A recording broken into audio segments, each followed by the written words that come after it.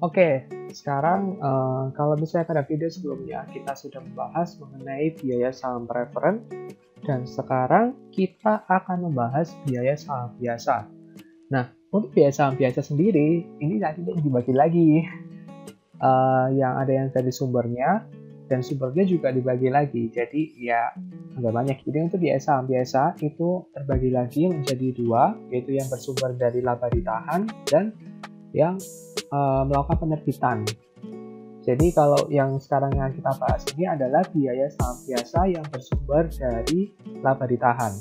Jadi maksudnya di sini adalah dari dividen ya. Jadi pembagian dividen. Kalau misalnya perusahaan kan ada kelebihan profit nih. Nah akhirnya perusahaan ini mau nggak bisa membagikannya dalam bentuk dividen. Nah, maka dari itu di sini kenapa dikatakan bersumber dari laba ditahan.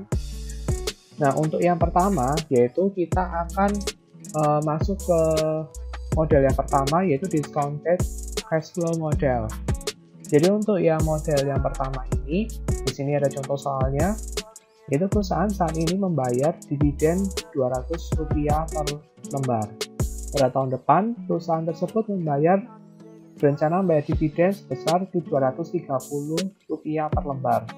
Jika harga saham tersebut Rp1.150 per lembar, tentukan biaya modal saham biasanya atau biaya saham biasanya ya.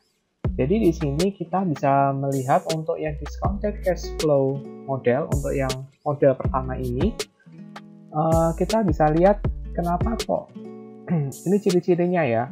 Untuk ciri-cirinya discounted cash flow model itu kita bisa lihat dari adanya pertumbuhan dividen. Di sini ada kita bayar dividen 200 per lembar. Lalu pada tahun depan itu perusahaan berencana membayar dividen sebesar Rp230 per lembar. Nah, ini terjadi perubahan jumlah dividen yang dibagikan. Dari awalnya 200, sekarang 230. Nah, ini terjadi ada pertumbuhan ya. Nah, makanya dari itu di sini menggunakan discounted cash flow model. Ini adalah cirinya yang untuk discounted cash flow model. Oke, langsung saja kita tuliskan untuk yang diketahui pada contoh soal ini. Yang diketahui di contoh soal ini, perusahaan saat ini membayar dividen Rp200 per lembar. Nah, ini saya beri simbol D0, yaitu Rp200. Lalu untuk pada tahun ke depan, yaitu berarti D1 ya. D1-nya perusahaan berencana membayar dividen Rp230. Nah, jika harga saham tersebut yaitu P0, saya tuliskan P0 ya, atau ya P0 di sini harga sahamnya yaitu 1.150.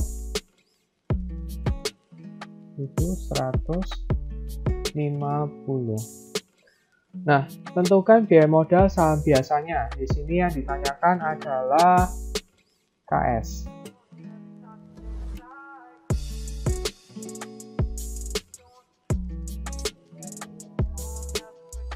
Nah, ini sudah kita tuliskan.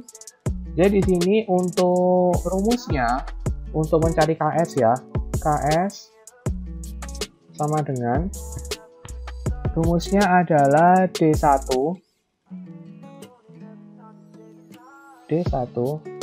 per P0 ditambahkan dengan growth. Kok bisa ya tiba-tiba ketemu rumus seperti ini? Ini awalnya itu di rumus yang itu ya, yang untuk mencari harga saham dengan menggunakan dividen yang konstan. Nah, dari awalnya dari situ, sehingga akhirnya ketemu rumus seperti ini untuk mencari KS-nya. Jadi di awalnya adalah P0 sama dengan D1 dibagi KS min G. Nah, selanjutnya yaitu kalau misalnya mau kali silang, yaitu KS min G sama dengan D1 per P0. Nah, selanjutnya, kan kita yang mau cari adalah KS-nya yang kita mau cari. Nah, maka dari itu di sini kita sisakan KS-nya saja, yaitu D1 per P0. Nah, di sini KS kan min G. Di sini tandanya G adalah minus. Nah, kalau misalnya mau dipindah ke sini, berarti kalau misalnya pindah ruas nih, kan sudah melewati ruas. Maka dari itu di sini tandanya adalah plus G. Jadi di sini kenapa kok bisa ketemu tiba-tiba seperti yang di atas ya. Jadi ini sama, ini asal muasalnya kenapa bisa ketemu ini. Oke. Sekarang kalau kita lihat dari rumusnya, D1, D1 sudah ada, oke. Ini ya D1-nya, oke sudah ada. P0, P0-nya, dari diketahuinya sudah ada 1150. Terus, G-nya nggak ada ya.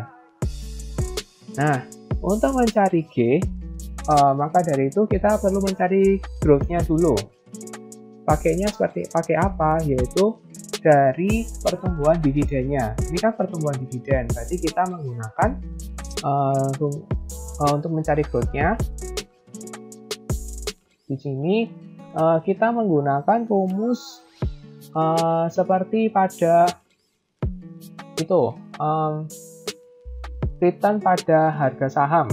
Jadi kalau misalnya kita mencari return, kan kita akhir dikurangi awal dibagi awal ya. Berarti ini sama konsepnya, yaitu untuk akhirnya berarti kan D1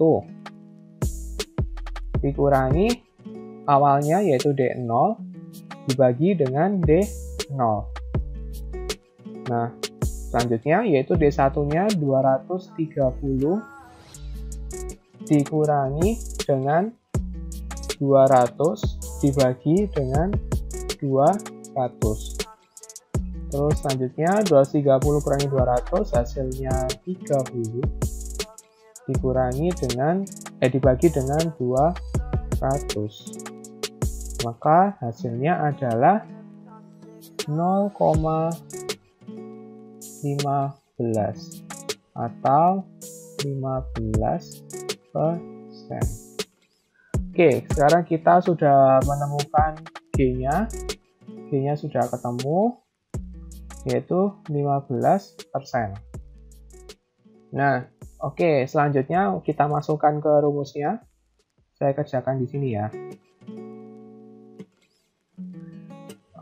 KS sama dengan D1 per P0 ditambahkan dengan G. Oke, D1-nya sudah ketemu yaitu 230 dibagi dengan P0-nya. P0-nya berarti 1150